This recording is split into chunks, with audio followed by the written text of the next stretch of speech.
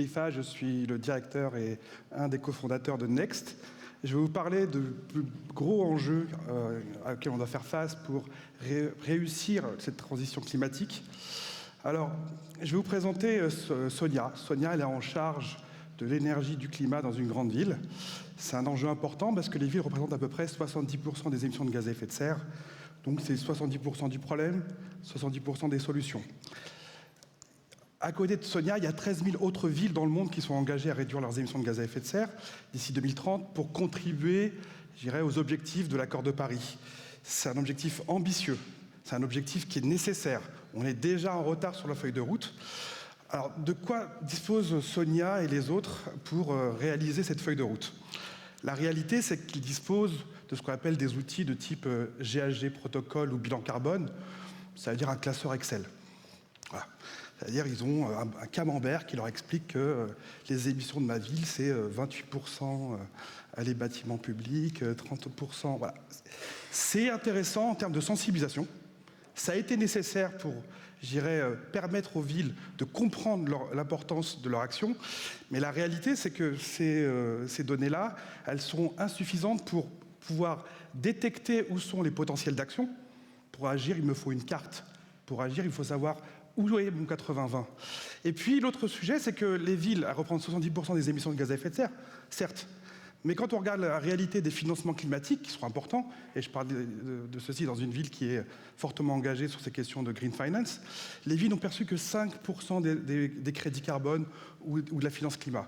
Parce que c'est plus facile de compter des arbres dans une forêt qu'on va reforester ou des grands projets énergétiques, plus difficile d'adresser la question des réductions d'émissions dans une ville.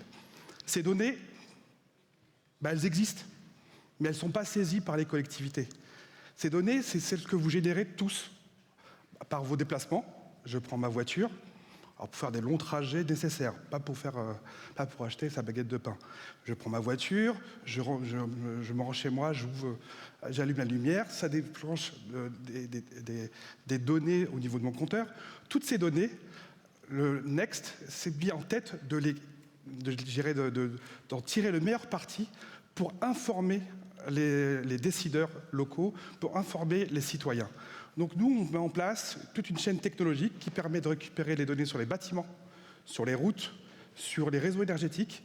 Et l'IA nous permet de fusionner toutes ces informations pour pouvoir le représenter à l'échelle de ma ville. Ici, ce que vous voyez, c'est le bilan carbone en temps réel de la ville de Paris, avec que ce soit au niveau des transports ou des bâtiments. Donc on a une vision réelle de ce qui se passe et on connaît, entre guillemets, son 80-20. Où sont mes opportunités? Où sont mes leviers?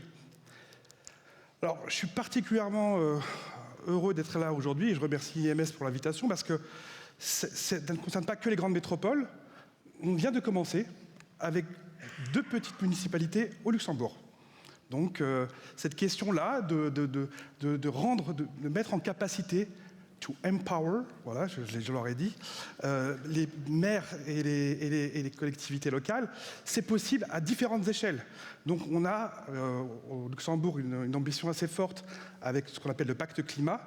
Donc notre propos, c'est d'offrir cette information à haute qualité à l'ensemble des acteurs parce que c'est une technologie qui est relativement scalable.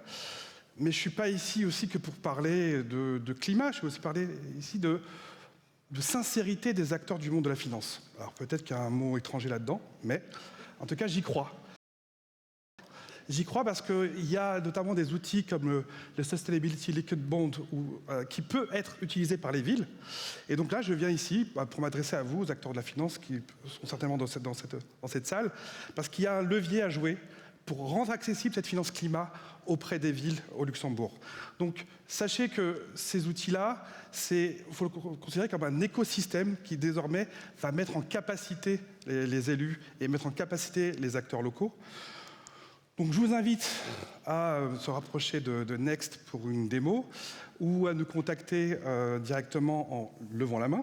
Et puis, ravi de pouvoir déployer ça chez vous, à la fois auprès des collectivités et auprès des acteurs de la finance. Merci.